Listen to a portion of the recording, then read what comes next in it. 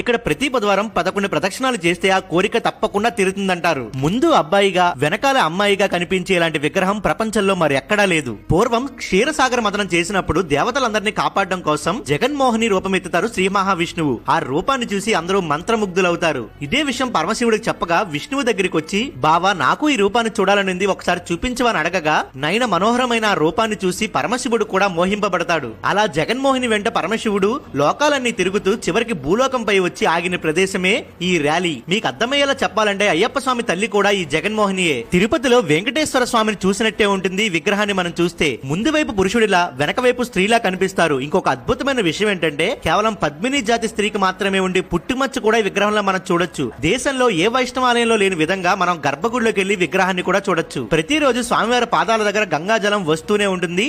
ఇదే ఆలయం ఎదురుగా శివాలయం కూడా ఉంటుంది. ఈ విగ్రహం అంత అందమైనది నా జీవితంలో ఇంత దగ్గరగా ఎప్పుడూ చూడలేదు.